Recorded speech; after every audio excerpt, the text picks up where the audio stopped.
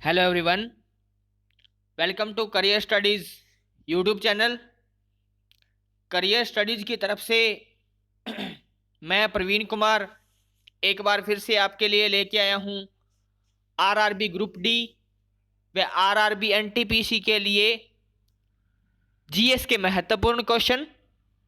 आज की ये जो क्लास है इसमें टोटल 10 क्वेश्चन होंगे, पर अगर एक्सप्लेनेशन की बात करें तो कम से कम 100 क्वेश्चन आपको देखने को मिलेंगे। ठीक है, एक क्वेश्चन से कम 10 क्वेश्चन हम डिटेल में पढ़ने की कोशिश करेंगे। तो स्टार्ट करते हैं फर्स्ट क्वेश्चन से। प्लासी का जो युद्ध हुआ था किस वर्ष लड़ा गया? प्लासी का युद्ध किस वर्ष लड़ा गया? 1764, 1757, 1540 या 1192? तो जो बैटल ऑफ प्लासी हुई थी वो हुई थी 1757 में। 1757 में हुई थी बैटल ऑफ प्लासी। 23 जून 1757 को बैटल ऑफ प्लासी हुई। किस किस के बीच में हुई थी?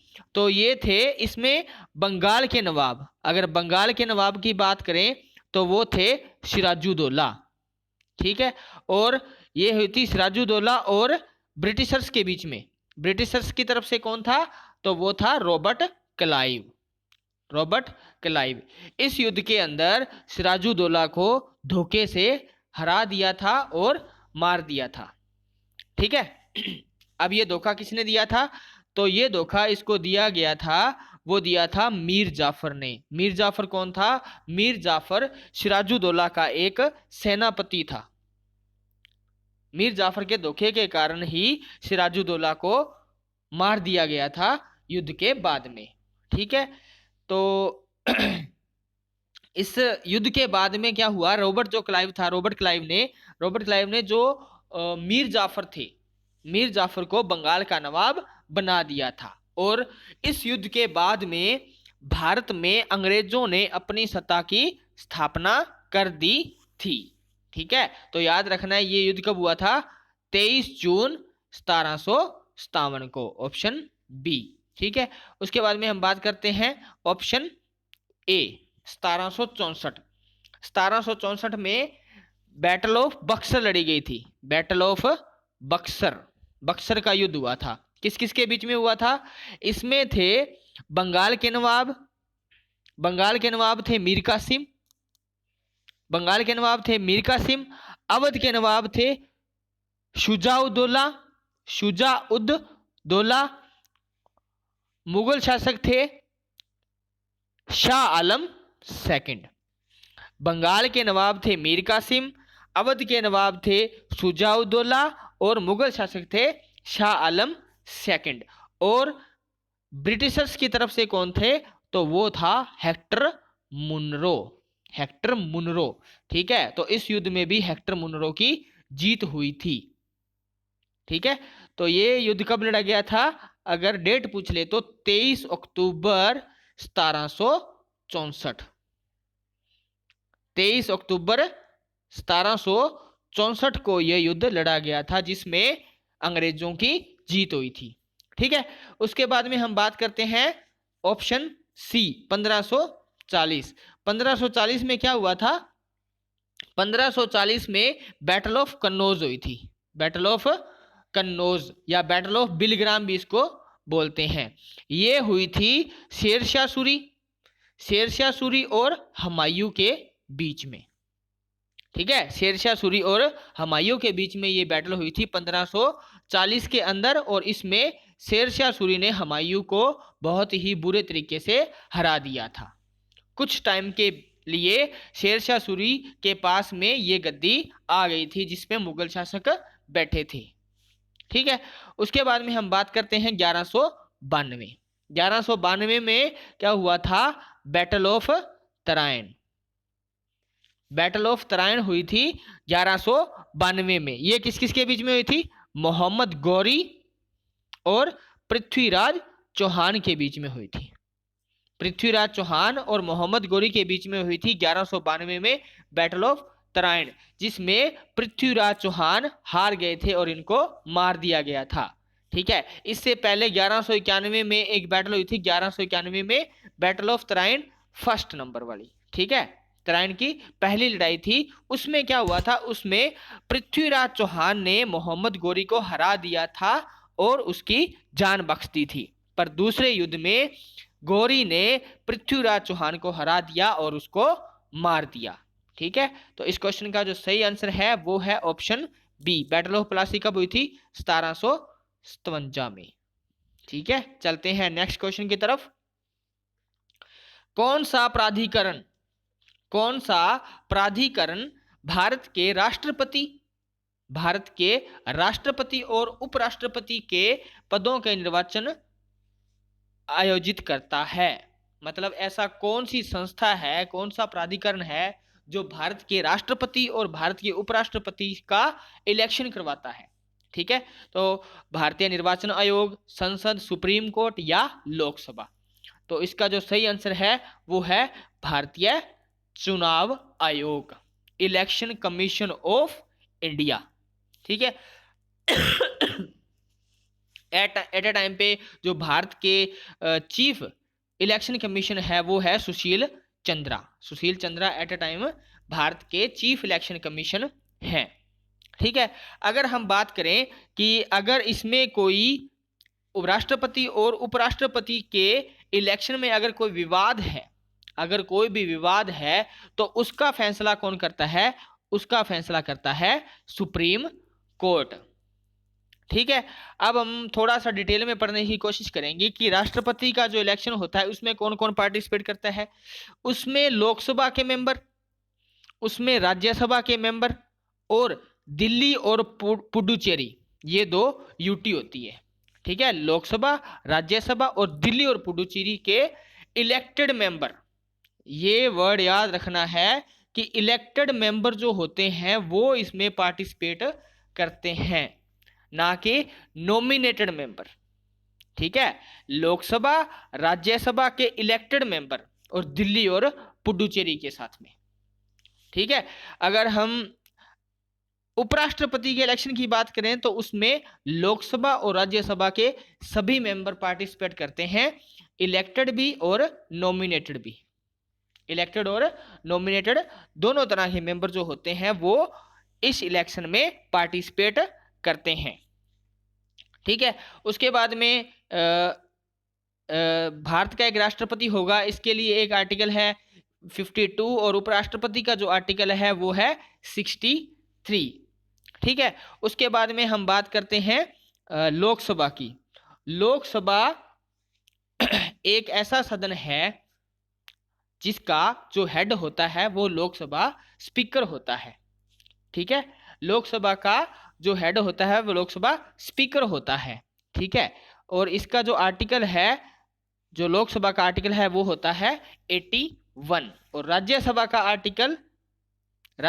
आर्टिकल आपने मुझे कमेंट के अंदर बताना है। राज्यसभा का आर्टिकल आपने मुझे कमेंट के अंदर बताना है। और संसद का अगर आर्टिकल की बात करें तो वो होता है 79 होता है संसद का। लोकसभा का होता है 81, ठीक है। अब इसके बाद में हम बात करते हैं कि राष्ट्रपति के चुनाव के अंदर भी अगर कोई विवाद हुआ है तो उसका फैसला भी कौन करेगा? उसका फैसला भी सुप्रीम कोर्ट करता है, ठीक है। और इलेक्शन कमीशन जो होती है ये एक इलेक्शन कमीशन ऑफ इंडिया, ये भारतीय चुनाव आयोग जो निर्वाचन आयोग होता है ये एक इंडिपेंडेंट बॉडी होती है, मतलब इसके ऊपर किसी तरह का कोई भी प्रेशर नहीं होता, ठीक है। तो इस क्वेश्चन से इतना ही। चलते हैं नेक्स्ट क्वेश्चन पे। इसका जो सही आंसर था वो था भारतीय निर्वाचन आयोग या भारतीय चुनाव आयोग। चलते हैं नेक्स्ट क्वेश्चन पे। भारत की सबसे पुरानी तेल रिफाइनरी कौन सी है? भारत की सबसे पुरानी तेल रिफाइनरी कौन सी है या कहां पर लगाई गई? हल्दिया, दिग्बोई, मदुरई या कोयली, ठीक है। तो इसका जो सही आंसर है वो है ऑप्शन बी, डिग्बोई, जो कि जिसको बोला जाता है असम की तेल सिटी, ठीक है। असम की तेल सिटी बोला जाता है किसको? डिग्बोई को, ठीक है। तो ये कहां पे है? ये है असम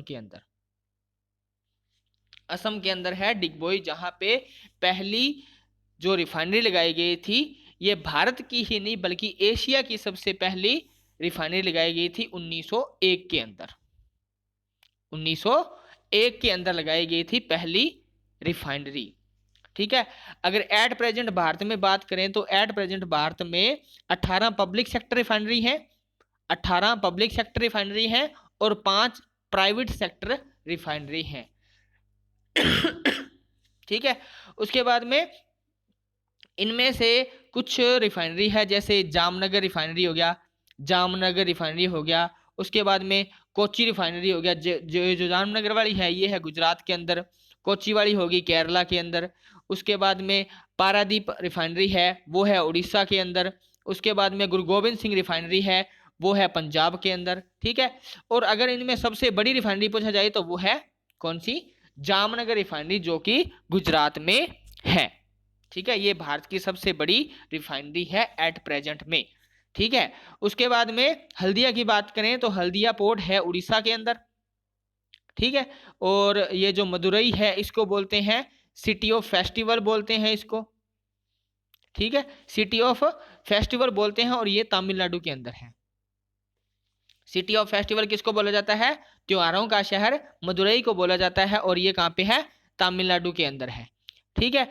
एट प्रेजेंट पे अगर हम बात करें कि HPCL Hindustan petroleum corporation limited, इसके एमडी एंड सीईओ अभी अभी बने हैं, एमडी एंड चेयरमैन, उनका नाम है पुष्प कुमार जोशी। पुष्प कुमार जोशी बने हैं हाल ही में HPCL के नए एमडी एंड चेयरमैन। ठीक है। तो इस क्वेश्चन का जो सही आंसर है, सबसे पुरानी तेल रिफाइनरी कहाँ पे है, तो वो है डिगबोई, जो कि असम की एक सिटी है। ठीक है। चलते हैं नेक्स्ट क्वेश्चन पे। ये क्वेश्चन है मैच द फॉलोइंग। इसमें आपको मैच करना है कि किसका आंसर कौन सा है। ठीक है। जैसे शहीदी दिवस है, शहीदी दिवस मनाया जाता है 30 जनवरी को। ठीक है। शहीदी दिवस कब मनाया जाता है? 30 जनवरी और 23 मार्च को मनाया जाता है शहीदी दिवस। 30 मार्च को क्या हुआ था? 30 मार्च 1948 को क्या हुआ था? महात्मा गांधी को मार दिया था नथुराम गोडसे ने। ठीक है। उसके बाद में है राष्ट्रीय विज्ञान दिवस, नेशनल साइंस डे। ये कब मनाया जाता है? ये मनाया जाता है 28 फरवरी को। 28 फरवरी को मनाया जाता है क्या? National science day. इस दिन क्या हुआ था कि सीवी रमन जो है, इन्होंने रमन इफेक्ट की खोज की थी। सीवी रमन ने रमन इफेक्ट की खोज की थी, इसलिए इनको 1930 में फिजिक्स में पहला नोबेल प्राइज मिला था सीवी रमन को। ठीक है। और 1986 के बाद में ये जो नेशनल साइंस डे है, राष्ट्रीय विज्ञान दिवस, ये हर साल 28 फरवरी को मनाया जाता है। ठीक है। उसके बाद में हिंदी दिवस की बात करें, हिंदी डे कब होता है? तो हिंदी जो डे है वो मनाया जाता है 14 सितंबर को। हिंदी डे 14 सितंबर को मनाया जाता है। क्यों मनाया जाता है? क्योंकि 14 सितंबर 1949 में संविधान सभा में एक मत से हिंदी को राज्य भाषा घोषित किया गया था। 1949 में हिंदी को राज्य भाषा घोषित किया गया था 14 सितंबर 1949 को। इसलिए 14 सितंबर को क्या मनाया जाता है? तो वो मनाया जाता है हिंदी दिवस। उसके बाद में राष्ट्रीय युवा दिवस, राष्ट्रीय युवा दिवस मनाया जाता है 12 जनवरी को। 12 जनवरी को मनाया जाता है राष्ट्रीय युवा दिवस। ये होता है स्वामी विवेकानंद की जयंती होती है 12 जनवरी को। ठीक है। तो एक बार फिर से रिवाइज कर देता हूं। शहीदी दिवस होता है 30 जनवरी को और 23 मार्च को, दोनों में से कुछ भी आ सकता है। नेशनल साइंस डे, विज्ञान दिवस कब होता है? तो विज्ञान दिवस होता है 28 फरवरी को। इस दिन सीवी रमन को रमन इफेक्ट के लिए एक नोबेल प्राइज मिला था। उसके बाद में हिंदी दिवस होता है 14 सितंबर को और नेशनल यूथ डे यानी कि युवा दिवस होता है 12 जनवरी को। ठीक है। उसके बाद में एक 29 अगस्त इंपॉर्टेंट है, सुपर इंपॉर्टेंट है ये। 29 अगस्त को क्या होता है? हॉकी के जादूगर जिनका नाम था मेजर ध्यानचंद, उनका बर्थडे होता है। ठीक है। और कहाँ के थे मेजर ध्यानचंद? वो थे यूपी के इलाहाबाद से थे मेजर ध्यानचंद। ठीक है, चलते हैं नेक्स्ट क्वेश्चन की तरफ। कथक, कथक किस राज्य का एक प्रसिद्ध नाच है? कथक किस राज्य का एक प्रसिद्ध नाच है? तमिलनाडु, पश्चिम बंगाल, उत्तर प्रदेश या केरल? ठीक है, तो हम इसका जो सही आंसर है वो है उत्तर प्रदेश। कथक जो है उत्तर प्रदेश का एक प्रसिद्ध डांस फॉर्म है। ठीक है, अगर कथक के साथ में कली आ जाए, जैसे कथकली, ठीक है, कथकली कहाँ का है? केरला का। कथकली केरला का और कथक उत्तर प्रदेश का। तमिलनाडु का है भारतनाट्यम, तमिलनाडु का भारतनाट्यम। अगर वेस्ट बंगाल की बात करें, पश्चिमी बंगाल की बात करें तो छऊ, छऊ। ठीक है, उसके बाद में उत्तर प्रदेश का आ गया हमारे पास कथक। केरला की बात करें तो कथकली आ गया। उसके बाद में कुछ डांस फॉर्म और हैं, जैसे आ गया कच्चीपुड़ी, कच्चीपुड़ी ये कहाँ का है? ये है आंध्र प्रदेश का, आंध्र प्रदेश का कच्चीपुड़ी। उसके बाद में राउफ, राउफ ये कहाँ का है? ये है जम्मू एंड कश्मीर का। उसके बाद में गरबा, गरबा डांस फॉर्म कहाँ की है? ये है गुजरात की। ठीक है, एक एक क्वेश्चन को अच्छे से पढ़ो, बहुत अच्छे क्वेश्चन है ये, सीधे सीधे आपको एग्जाम के अंदर देखने को मिलेंगे। ठीक है, तो एक भी क्वेश्चन को स्किप मत करना। ठीक है, इसका जो सही आंसर है कथक किस राज्य का है? तो वो है उत्तर प्रदेश का। सभी डांस फॉर्म को एक बार फिर से रिवाइज करता हूं। तमिलनाडु का है भारतनाट्यम, तमिलनाडु का है Bharatanatyam. West Bengal option B, इसका है छऊ, छऊ वेस्ट बंगाल का है। कथकली का केरला, कथकली है केरला का। कथक है उत्तर प्रदेश का, कथक है उत्तर प्रदेश का। छऊ और उड़ीसी, छऊ और उड़ीसी ये उड़ीसा के हैं। ठीक है, उसके बाद में राउफ, राउफ जो है वो जम्मू कश्मीर का है। ठीक है, और गरबा जो है वो गुजरात का है। ठीक है, चलते हैं नेक्स्ट क्वेश्चन पे। सर्वोच्च न्यायालय की पहली महिला न्यायाधीश कौन थी? सुप्रीम कोर्ट की पहली महिला न्यायाधीश, सुप्रीम कोर्ट की पहली फीमेल जस्टिस कौन थी? ठीक है, तो वो थी साहिब फातिमा बीबी। साहिब फातिमा बीबी 1989 में बनी थी पहली महिला न्यायाधीश। अगर बात करें सर्वोच्च न्यायालय की पहली महिला मुख्य न्यायाधीश कौन है, तो वो आज तक एक भी लेडी ऐसी नहीं है जो मुख्य न्यायाधीश बनी हो सर्वोच्च न्यायालय की। न्यायाधीश बनी है वो बनी है साहिब फातिमा बीबी, फर्स्ट बनी थी। ठीक है, उसके बाद में अगर दूसरी बात करें सेकंड कौन सी थी, तो वो थी सुजाता मनोहर। बहुत कम लोगों को ये चीज पता होता है कि दूसरी कौन सी थी, तो वो थी सुजाता मनोहर। अब उसके बाद में हमारे पास ऑप्शन आई है ऑप्शन बी, लीला सेठ। लीला सेठ कौन थी? लीला सेठ की हाई कोर्ट की पहली मुख्य न्यायाधीश, किसी भी हाई कोर्ट की पहली मुख्य न्यायाधीश, हाई कोर्ट की, ठीक है, पहली मुख्य न्यायाधीश। उसके बाद में ये अन्ना चांडी, अन्ना चांडी कौन थी? अन्ना चांडी थी भारत की, अन्ना चांडी कौन थी? भारत की पहली महिला न्यायाधीश। महिला न्यायाधीश पूछ ले तो अन्ना चांडी, अगर सुप्रीम कोर्ट की पहली पूछ ले तो साहिब फातिमा बीबी, अगर हाई कोर्ट की पूछ ले तो लीला सेठ, अगर सुप्रीम कोर्ट की दूसरी पूछ ले तो वो है सुजाता मनोहर। तो इस क्वेश्चन का जो सही आंसर है वो है साहिब फातिमा बीबी। ठीक है, चलते हैं नेक्स्ट क्वेश्चन पे। फलों का अध्ययन क्या कहलाता है? फलों का अध्ययन, फ्रूट्स का अध्ययन क्या कहलाता है? स्टडी ऑफ फ्रूट, तो इसको बोलते हैं पोमोलॉजी। क्या बोलते हैं इसको? इसको बोलते हैं pomology. Option A dendrology, dendrology होता है झाड़ियों का अध्ययन। ठीक है, डेंड्रोलॉजी क्या होता है? झाड़ियों का अध्ययन होता है डेंड्रोलॉजी। उसके बाद में फाइकोलॉजी क्या होता है? फाइकोलॉजी होता है एल्गी का अध्ययन, एल्गी का अध्ययन यानी कि शैवाल का अध्ययन। उसके बाद में पोमोलॉजी हो गया फलों का अध्ययन। उसके बाद में एंथोलॉजी, एंथोलॉजी ये होता है पुष्पों यानी कि फूलों का अध्ययन। पुष्पों का अध्ययन क्या होता है?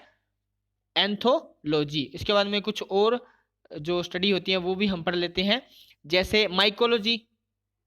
माइकोलॉजी किसकी होती है?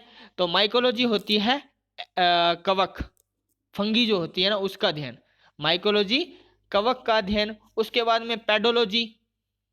पेडोलॉजी जो होती है वो होता है भूमि का अध्ययन, भूमि का अध्ययन। और एक होता है एग्रोस्टोलॉजी। एग्रोस्टोलॉजी ये होती है घास का अध्ययन। घास का अध्ययन क्या कहलाता है? एग्रोस्टोलॉजी। ठीक है, तो चलते हैं नेक्स्ट क्वेश्चन पे। मोहनजोदड़ो। मोहनजोदड़ो का स्थानीय नाम क्या था?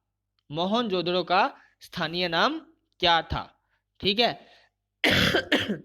तो ये था मृतकों का टीला, माउंड ऑफ डेड। ये क्वेश्चन भी आ सकता है। Mound of dead is called as Mohenjodaro. ठीक है, हड़प्पा सभ्यता से रिलेटेड है। अगर हम हड़प्पा सभ्यता की बात करें तो हड़प्पा सभ्यता की खोज की थी दयाराम साहनी ने 1921 में।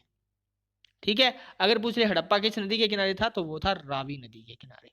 और मोहनजोदड़ो किस नदी के किनारे था? मोहनजोदड़ो भी रावी नदी के किनारे था। ठीक है, और इसकी खोज किसने की थी? मोहनजोदड़ो की खोज की बात करें तो वो की थी 1922 के अंदर आर डी बैनर्जी ने।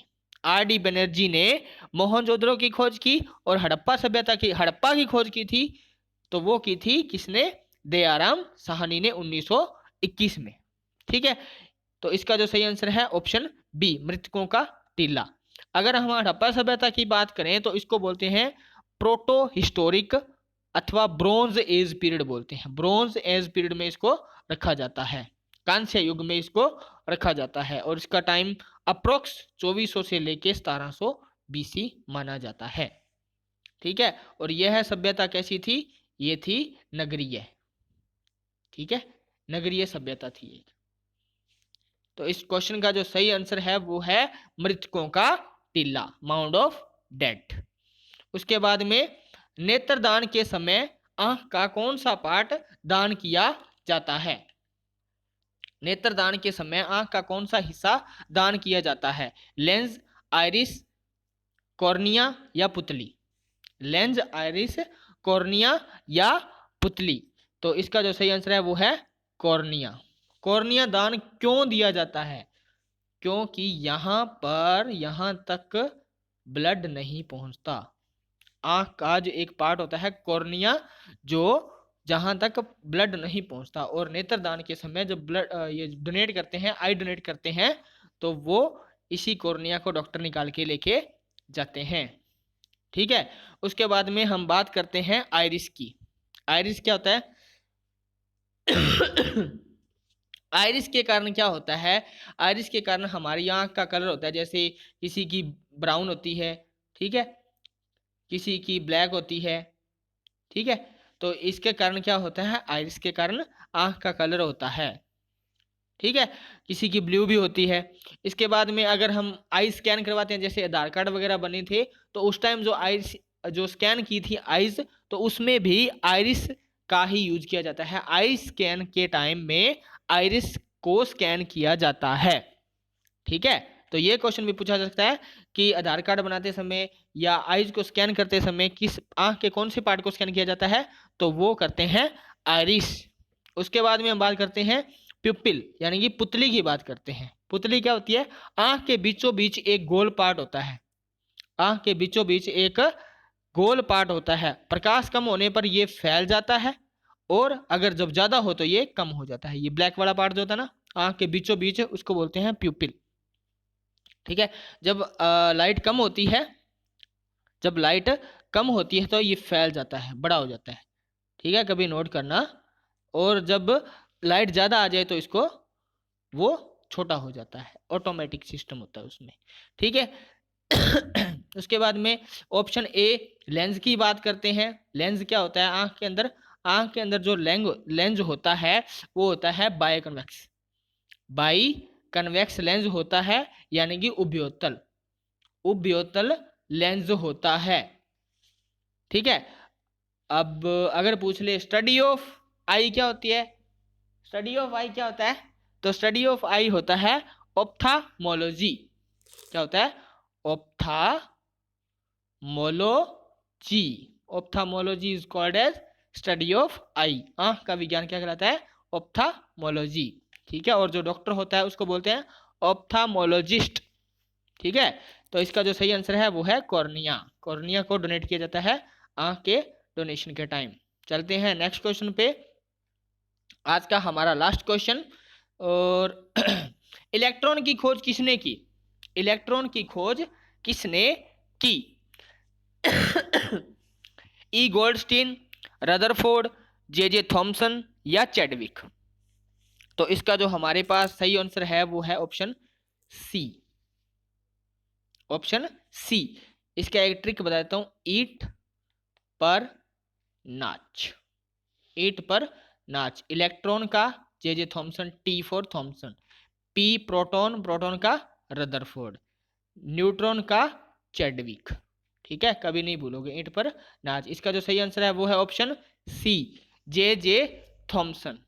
ठीक है, उसके बाद में अगर हम प्रोटॉन की खोज की बात करें तो वो की थी गोल्डस्टीन ने, गोल्डस्टीन ने इसकी खोज की थी। और जो अर्नस्ट रदरफोर्ड थी, रदरफोर्ड, इन्होंने क्या किया था, इसका नामकरण किया था। ठीक है, तो मोस्टली जो बोला जाता है कि रदरफोर्ड ने इलेक्ट्रॉन की खोज की थी। कब की थी, 1897 में, 1897 में खोज की थी किसकी, जे थॉमसन ने इलेक्ट्रॉन्स की।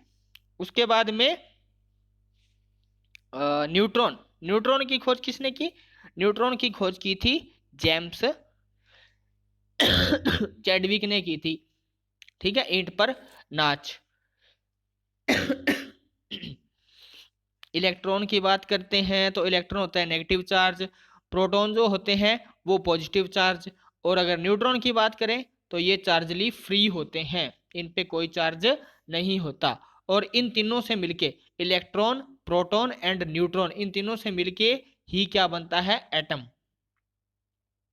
ठीक है, एटम बनता है। जैसे हाइड्रोजन है, ठीक है, 1H1, 1H2 और 1H3।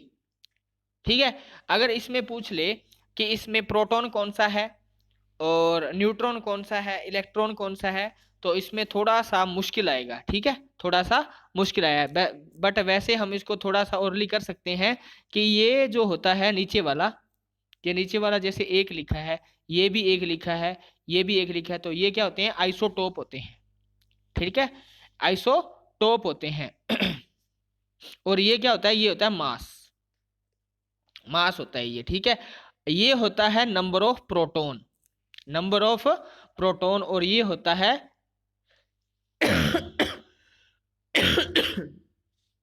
नंबर ऑफ प्रोटॉन होता है, और ये होता है number of proton plus neutron. Number of proton plus neutron होता है क्या, तो ये होता है मास। ठीक है, तो जैसे ये 1H1 है तो ये क्या हो गया, ये हो गया प्रोटियम, ये हो गया प्रोटियम। अगर यहाँ पे 2 है 1H1, मतलब इसमें एक प्रोटॉन है और एक एक प्रोटॉन है, एक न्यूट्रॉन है, तो इसकी जो मास बन गया 2, तो ये क्या बन गया, ड्यूटेरियम। ठीक है, उसके बाद में 3 वाला ट्रिटियम। थोड़ा सा और डिटेल में बताने की कोशिश करता हूं कि नंबर ऑफ प्रोटॉन होते हैं ना, नंबर ऑफ प्रोटॉन और नंबर ऑफ इलेक्ट्रॉन हमेशा सेम होते हैं। नंबर ऑफ प्रोटॉन और नंबर ऑफ इलेक्ट्रॉन हमेशा सेम होते हैं, but number of neutron change हो सकते हैं। नंबर ऑफ न्यूट्रॉन क्या हो सकते हैं, चेंज हो सकते हैं। ठीक है, तो इसलिए 1H1, जैसे ये आ गया प्रोटॉन और ये आ गया proton plus neutron, proton plus neutron होता है, तो इसमें क्या हो गया न्यूट्रॉन इसमें है नहीं। ठीक है, उसके बाद में 1H2 आ गया, तो इसमें एक प्रोटॉन आ गया और एक न्यूट्रॉन आ गया। उसके बाद में 1H2 आ गया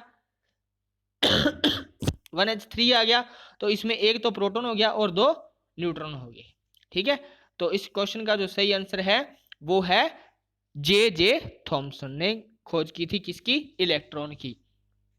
ठीक है, तो आई होप आपको ये वीडियो अच्छी लगी होगी। एक एक क्वेश्चन को बहुत अच्छे से समझाने की कोशिश की गई है।